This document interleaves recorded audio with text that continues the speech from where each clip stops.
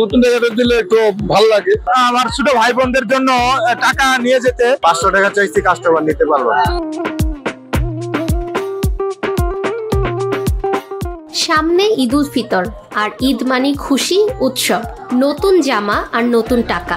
কিন্তু এবার ঈদের বাজারে নতুন নোটের সংকট দেখা দিয়েছে, যা অনেকের উৎসবের আনন্দে ফেলেছে ভাটা। বাংলাদেশ ব্যাংক এবার বাজারে নতুন নোট ছাড়েনি, ফলে ব্যবসায়ীদের কাছেও নেই পর্যাপ্ত নতুন টাকা। তবে কিছু বিক্রেতা অতিরিক্ত দামে বিক্রি করছেন নতুন টাকা, যা অনেকের হাতের নাগালের বাইরে। বিস্তারিত জানাচ্ছেন আমাদের প্রতিবেদক মিসবাউদ্দিন।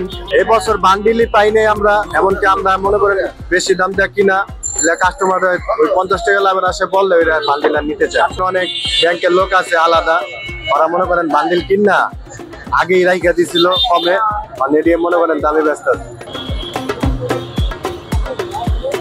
প্রথমত টাকা ভাঙলাইলাম, দ্বিতীয়ত টাকা দিব, তো নতুন টাকাটা দিলে একটু ভালো লাগে। 20,200 টাকার নোট আর 10,100 টাকার নোট অতিরিক্ত দিচ্ছি 550 টাকা। আমার একটু শখ, নতুন টাকা গরিব মিসকিনকে দিব, এটি শখ।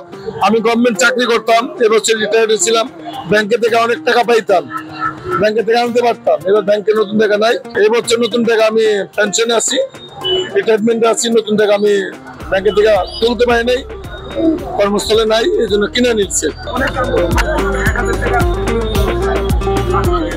টাকাগুলোর দাম অনেক বেশি, যেখানে 1000 টাকার সমমূল্য সেটা 1500 টাকা চাওয়া হচ্ছে, মানে 500 টাকা বেশি চাওয়া হচ্ছে। তো আমরা জানি যে চাইবা মাত্র দিতে বাধ্য থাকিবে। তো এখানে যেহেতু মানে একই দামে অনেক বেশি হওয়াতে আমি আসলে কিনতে পারছি না, এটা আমার জন্য একটা আসলে খুবই দুঃখের বিষয়। এবং আমি যে ভাইদেরকে, আমার নতুন বোনদেরকে দিতে পারলাম না নতুন টাকাটা, এটাও আসলে আমার কাছে খুবই খারাপ লাগলো।